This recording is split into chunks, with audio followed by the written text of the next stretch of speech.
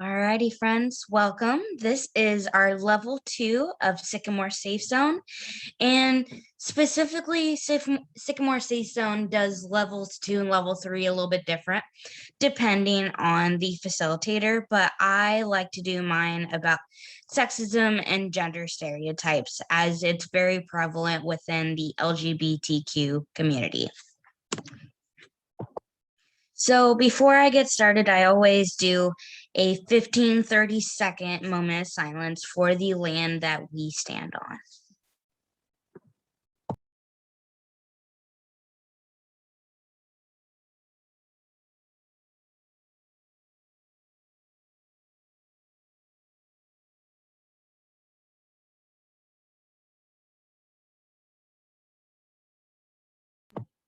All righty, thank you all so much.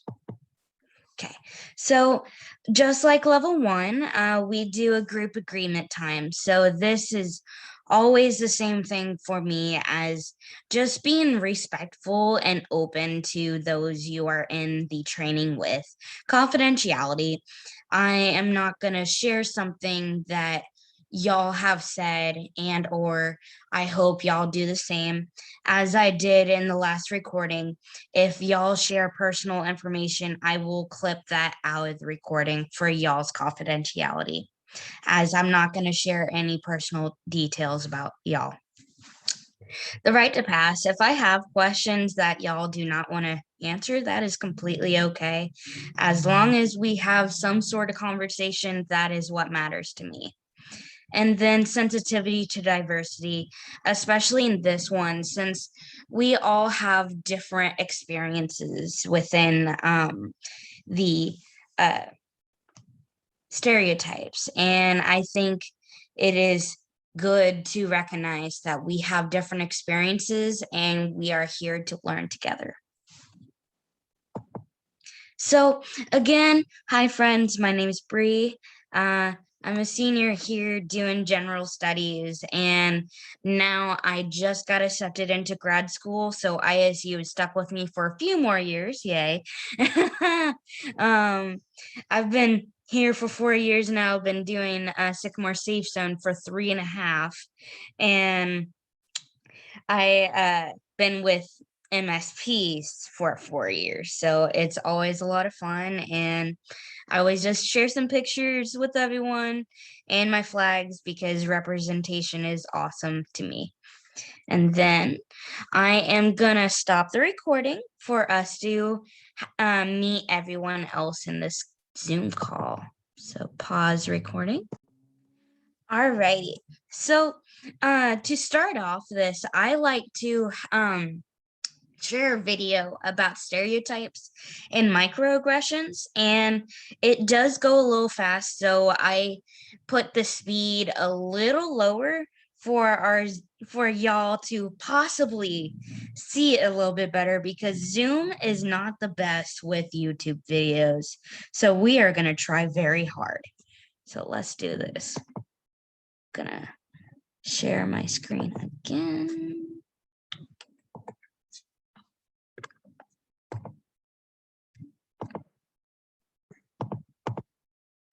Share, and then let's optimize the sound.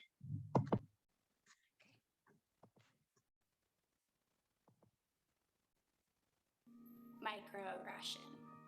Did y'all hear that? Awesome. Okay.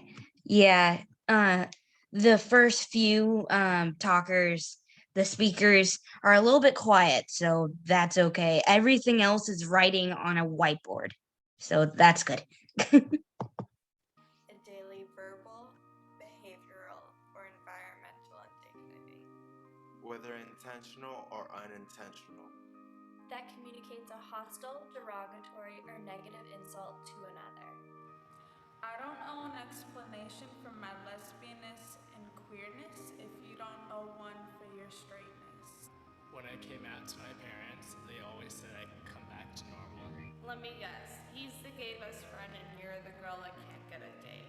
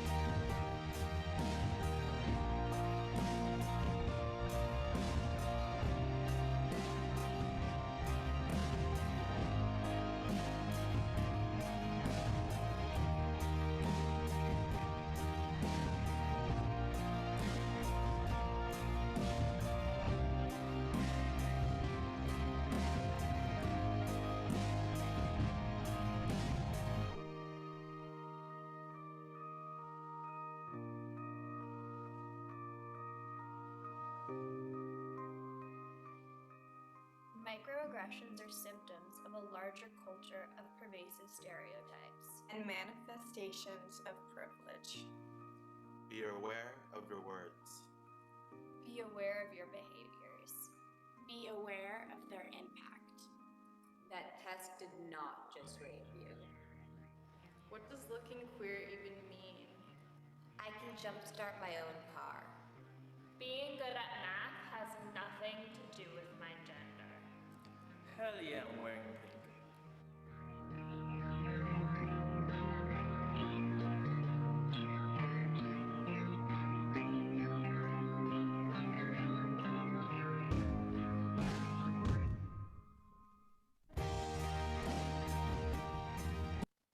Okay, let me stop sharing and then get back to PowerPoint.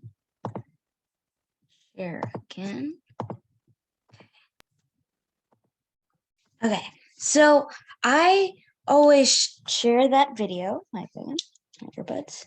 I always share that video because it shows many different individuals with different backgrounds, different experiences, and on the whiteboards, it shared a little bit about their experiences connecting to stereotypes and microaggressions. And through this PowerPoint, we will get more in depth in a few things that they did share in that video. So first things first, we're going to be talking about gender bias. And for my folks who did not have me in the last time, I always have my definitions for our visual learners, but this time I normally just have people have a conversation, as it is however y'all would like this session. So gender bias. So first things first, has anyone had like a personal experience with this sort of thing, or one of your family members or one of your children have experienced some sort of gender bias? If you're comfortable with sharing. If not, that is completely okay.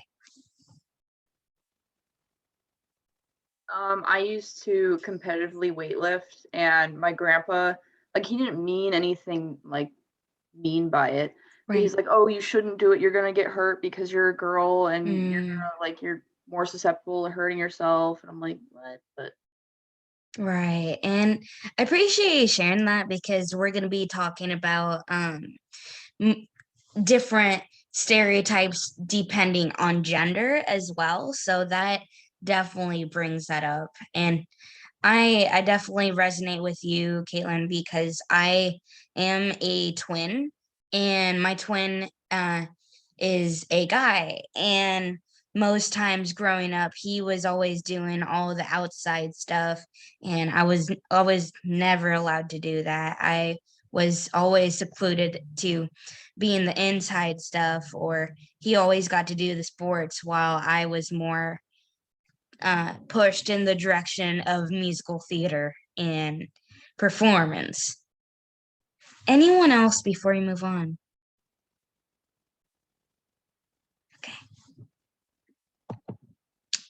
Okay, so the 4 examples of gender stereotypes. Obviously, there are more than this, but I normally think of these 4 as we talk about stereotypes. So personality traits, this one comes into play for LGBT folk, when people always think that the gay men are the more expressive people, while the personality traits of the stereotypes of gay women, they're always like, they're ones that are very grouchy, the ones that are hating men. And that's a negative stereotype for sure. For domestic behaviors, we always consider the caring for children is considered best done by women, which is false, because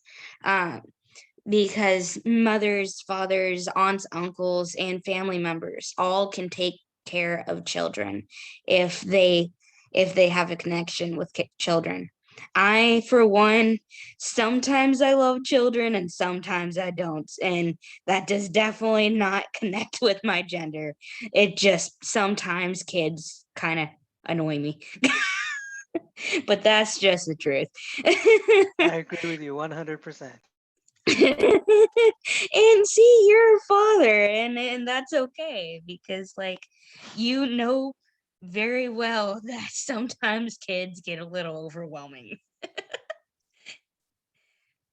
So occupations. This one is pretty funny because, like, I used to be in the education field, and for so long there were only women in my classes and there was only one or two men. And I felt like the teachers in those classes didn't really understand them because we all know good and well, especially in the elementary education program, not a lot of people see men as more early childhood teachers. And I bring this up a lot because I used to work at a children's camp and only for the guys. The trainers always told the guys that the children couldn't sit on their laps during story time for obvious ridiculous reasons because they should say the same to the female individuals as well. I just think it a little bit double standard, a little bit. And then physical appearance again with our LGBT folk, people always think that our trans folk for our trans women, people are like, oh, they're always going to be the taller, more more muscle. They have a lot of muscle, all that. And then people always assume that our trans men are always going to be shorter in stature, very quiet, very, very small. And that is definitely not the case. As physical appearance, I always connect it to like our environmental or our how we grew up or our genetics, as obviously like I'm a lot shorter because all basically all the women in my family are below 4'11", and that's my genetics. But or my brother, he was always outside, so he was more of the athletic type, environment and genetic. So physical appearance, obviously huge stereotypes. Does anyone have another example of a stereotype that we haven't discussed in these four that you can think of?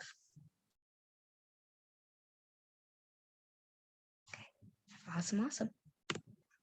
All right. So fun. Sexist attitudes. First and foremost, I always say sexist attitudes can be directed towards anyone, as a lot of people think that sexist attitudes only happen towards women when that is definitely not the case. So connecting to the one on the bottom, the individual is having up the board saying, you're going to let her pay. And that's a sexist attitude towards men saying, oh, men are the only ones that can pay in a relationship, or that the women definitely can't pay for themselves. Obviously, no. And this is pretty crazy because especially um in two males in a relationship, most of the time they are viewed as best friends instead of them being in a relationship.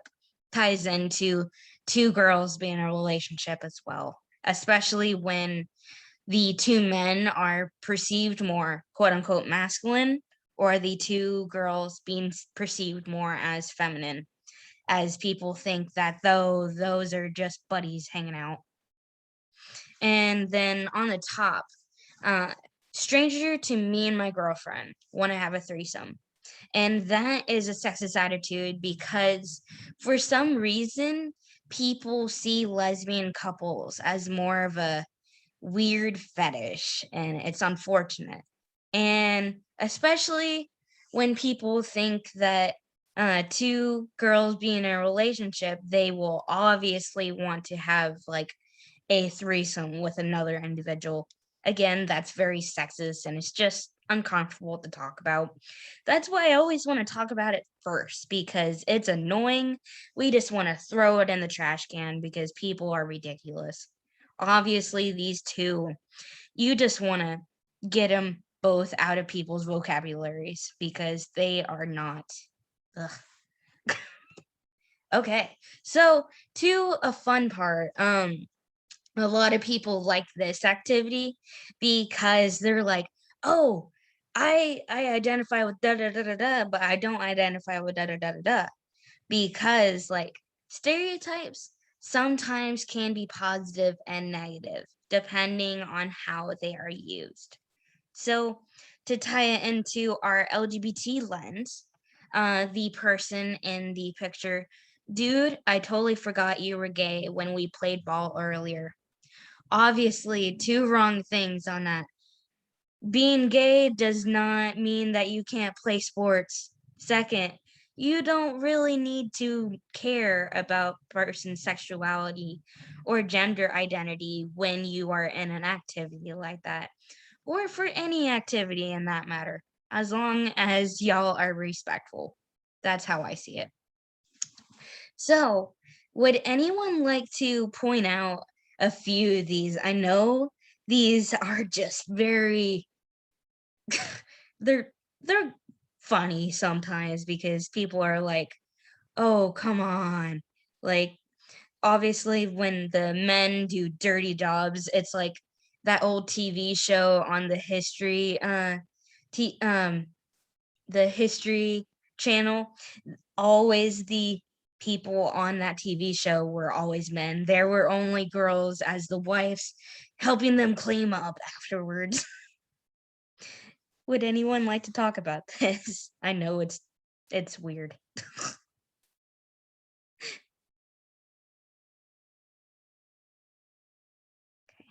Awesome. So again, to tie it into LGBT lens. So as we talked about, the more stereotypes for gay men, I've heard a lot of people always say the term like gay best friend, as girls are always looking for like a gay man so they can have a gay best friend, or even it's a huge TV trope, as many TV shows always goes on the fact of, oh, she's so awesome. She has a gay best friend that will do everything with her. And it is very sad because most of the gay best friends are the more stereotypical gay men, the ones that will always do makeovers, that will always go shopping with them. And that brings in the stereotype when some gay men are not into makeovers. Some gay men are very not quote unquote feminine, or more that do like sports, that gay men that like, it's like the discussion of Cameron from Modern Family. Everyone was so confused when he liked football. It's alrighty. So our common female stereotypes. So in the picture at the bottom, again, it connects to our LGBT stereotype. Wow, you look like such a dyke today. Two things.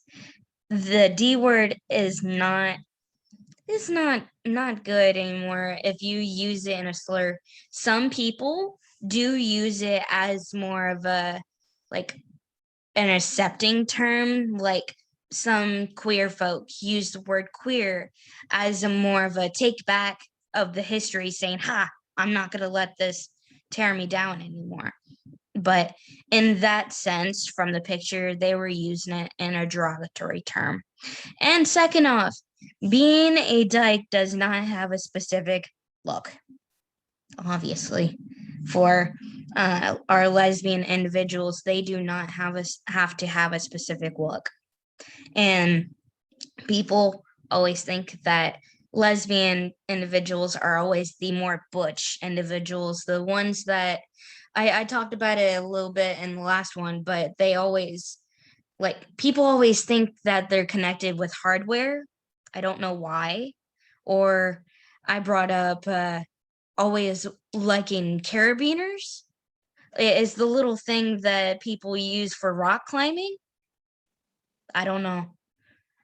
It can be seen as a positive or a negative because my friend, she is a lesbian and she, every time she gets her keys out, she's like, let's get this carabiner on, ready, go. But other people see that as a negative. So again, with the positive, negative. So is there anything that pops out on this one? As again, a lot of people like to point out, or for the women who play sports, like, hey, I love sports and I'm not afraid to get dirty. Yeah. Just more of the sarcastic feel of our society on how backward it is. Okay. Alrighty. So, okay. It's like women are nurses, not doctors. So actually, when my uncle got trained for being a nurse, people are like, why don't you take the extra step and become a doctor? And he's like, no, I want to be a nurse. And people instantly thought that was the most ridiculous thing of all time. Or women are supposed to cook and do housework. My mom, for one, no, she hated being in the kitchen because she can't cook worth a darn, and that is okay. It's just it depends on who you are. Not all women can cook, and some men are fantastic chefs. Again, another LGBTQ plus gender bias. So this individual, are you sure you're not gay? Two, again, where one, that's just ridiculous and never ask someone that. That's just awful. And then two, you do not know their gender identity or their sexuality. Asking that, assuming that they are sexually fluid or that they are cisgender and straight individual. It's just don't do it. Another one, I don't owe an explanation for my lesbianism or queerness if you don't owe one for your straightness. So it goes back to the question of how did you know you were gay? And then if you are asking that in a negative connotation, sometimes people are very, very curious to be like, okay, I want to learn about when, and that's okay. But when people are using it in a negative connotation, it is tying it to into how did you know you were straight? Are you sure you're straight? It ties into a scene if y'all have watched Love, Simon. There's a whole scene of how the straight characters were coming out to their parents as straight, and their parents were like, oh god, why, what happened? Fantastic movie, very cheesy, but fantastic movie. I do recommend. So gender identity. So we talked about this a little bit in level 1. So gender identity is fluid. So again, with my spectrum for my visual individuals, some people on this end experience identity as female or feminine for our gender construct. On this end, it's people who identify as men or masculine for our gender construct. In the middle, for our gender fluid individuals. So they feel more feminine one day, more masculine another, or they just feel a constant connection with both. And then non-binary, they do not fit on that spectrum. So gender is an ongoing process as some people learn this throughout their life and it's constantly moving, and that is okay. So that's why I put in the picture of this individual. Are you a girl or are you a boy? Obviously, you don't ask that question. I see more of a respect when you ask people, hey, what are your pronouns if you are comfortable? You don't ask them their gender right off the bat, as that is not your business. As long as you know how to address them with their pronouns, that is what matters. Do not ask if they are a girl, if or they are a boy, because sometimes they are neither or they are both. Does anyone have any questions? I know I flew through that pretty quickly. Awesome. And for my visual people, I like to bring up the gender unicorn, as I like this a lot, as it helps people learn about the different spectrums that we talked about in level 1 in more of a visual representation. So this is very close to the genderbread person, but this is more of evaluated person. So the unicorn. So up in our brain is our gender identity.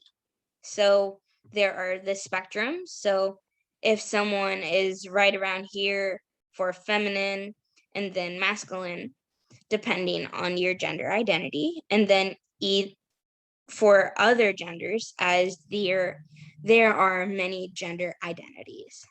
And then gender expression is on the outside. So your gender identity and gender expression are two different things, because you might know in your heart, in your brain, you know you are a female, but you express yourself in more of a quote unquote masculine way, as some people are like, oh, you're a girl, you can never wear sweatpants outside.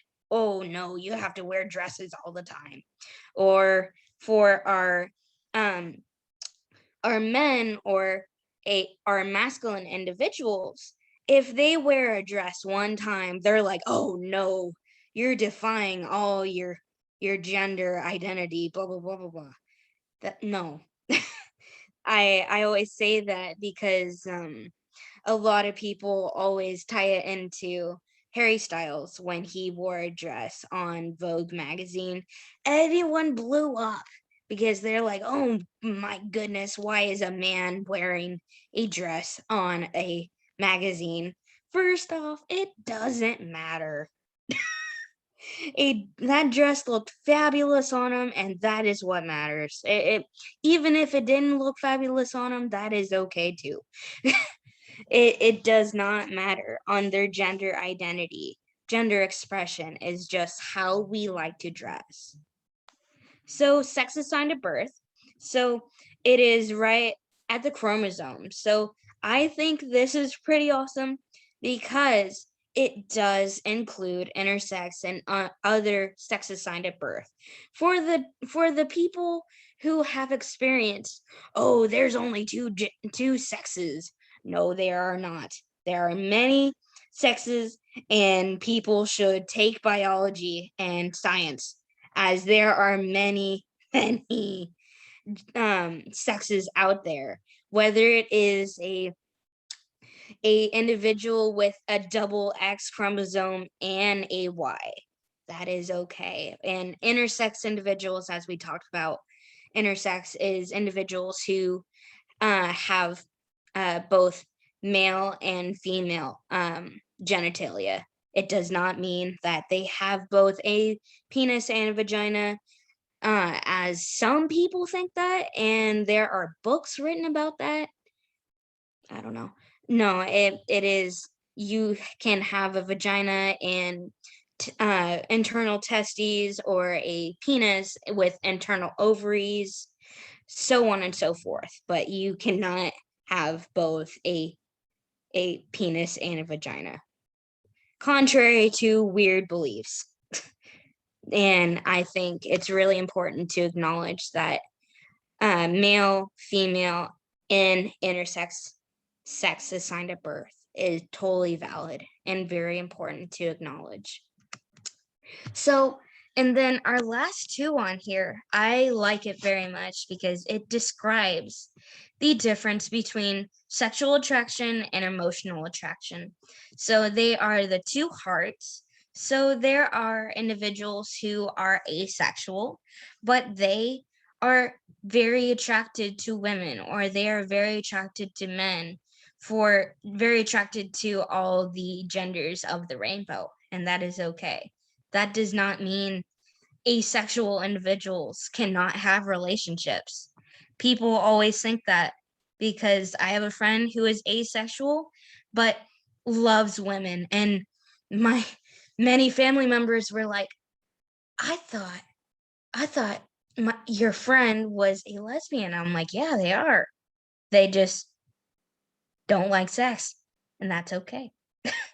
Or the other way around, there are individuals who are aromantic, who do not have romantic attraction to individuals, but have sexual attraction to individuals. So again, it's a spectrum, as sometimes people can be more emotionally attracted to women than men, and that's okay. It is on preference, on their experiences.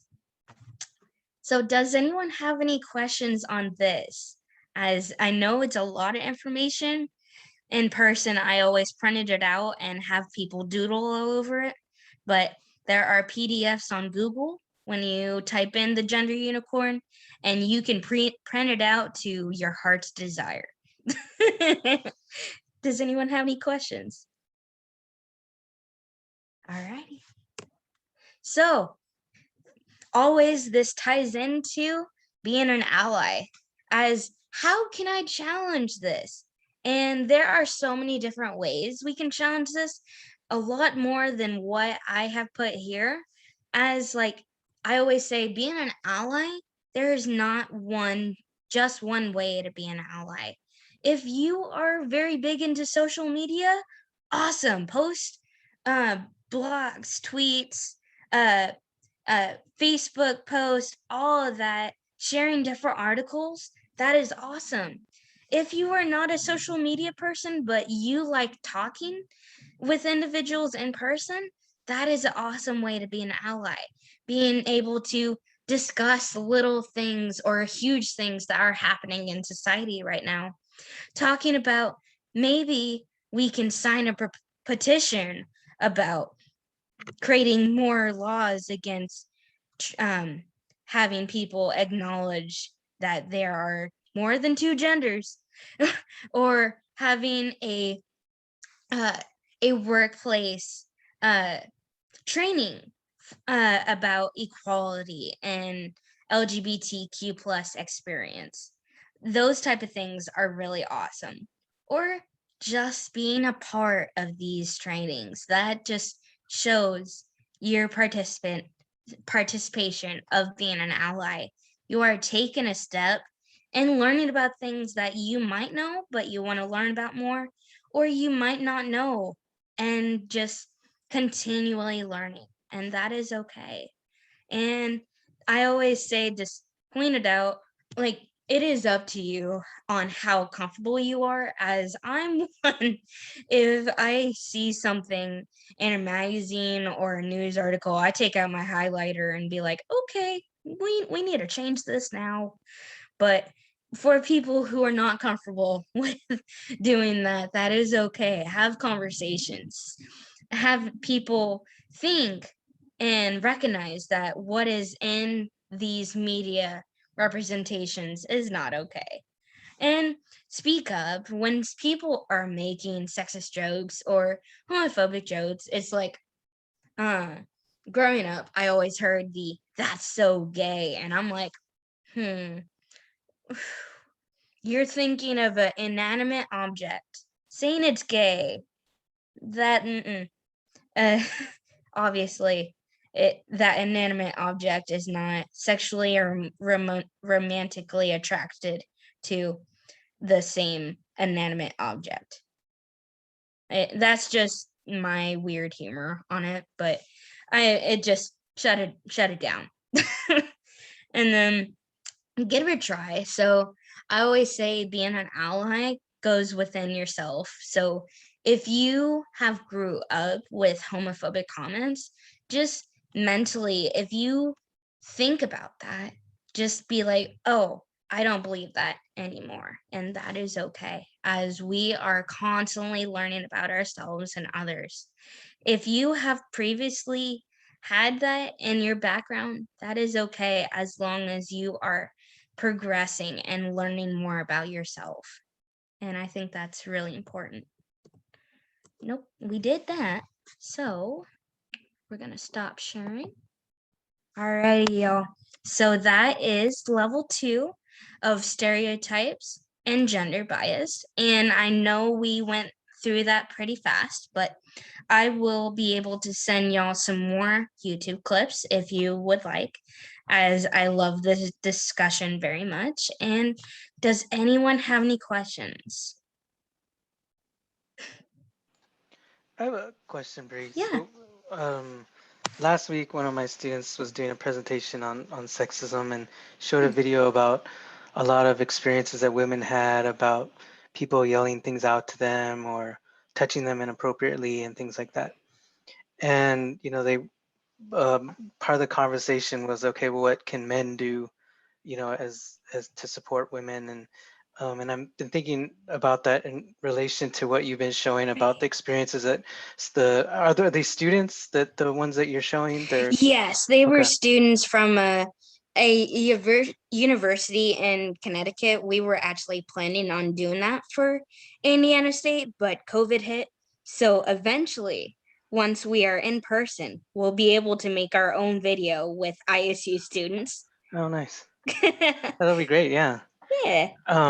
Okay, so there were students too. So I guess one of my questions is, you know, as far as the speaking up thing, like I get it, like, you know, if you're say at a family event or something and you hear somebody say something and you want to challenge them, or with maybe in a setting with old friends or something. Right. But let's say you're like out and about and you're Mm. with folks that you know don't identify as straight or Right. as cisgender, and someone says something. But if you like, as an ally, I guess what my question is, is it appropriate? I mean, should you take the lead of those folks in responding to it rather than saying something? Because in some level, it feels also like maybe problematic to jump, Why? not your. I mean, do you get like? How do Yes, you I know like how completely to get that. respond in a situation like that? Because you do Right. want to be able to speak up, but then also you don't want to put other Right. folks in a position that they didn't want to be in or they feel uncomfortable with. So I appreciate this question, John, as this is so important. So it's like it's always different for different experiences. So I always say, if you are with a group of friends and they are very out and proud, they are very comfortable with that stuff, I would have you take their lead, like watch what they're doing and then support them that way.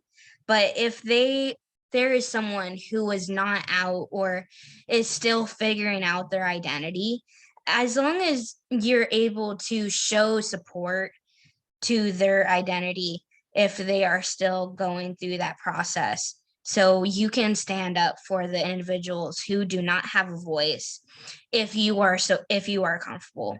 It kind of I kind of tie it into the Black Lives Matter movement, as I am not someone of color. I'm not a person of color, but I am standing with those individuals saying like they do not deserve the injustices that they are experiences. But I do not have that experience, but I can still promote the acceptance. I can stand with them.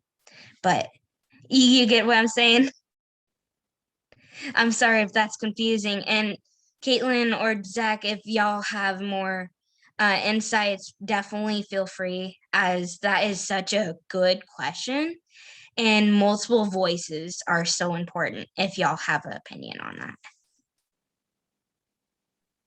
I think certainly what you said was great. And just knowing like kind of knowing your place and like when to stand with someone and not for someone. Right. But yeah, I think I certainly agree in that like if you maybe are with a friend and they're certainly more timid, they're not going to stand up for themselves, then I would say free reign, do what you need to do. Right. But you know, like if it's just kind of, yeah, just standing with that individual, I think. Right. And thank you for sharing, Zach. I always want to make sure, because I always tell people I am no expert. And as a queer individual, I am very outspoken. So it might be different for my friends who are not as outspoken as I am, as I really don't care what people think. If they're gonna use slurs and stuff, I'm ready to back it down. But that is depending on individuals. Did that help, John? Yeah, I did. Thank you so much, Bree. Yeah, of And thank you, course. Zach, as well. Does anyone have any other questions? As that was a perfect question, and I love having those discussions, as it's always depending on circumstances for sure, and especially on the level of people's comfortability for sure. Anyone else before I let y'all go? Okay.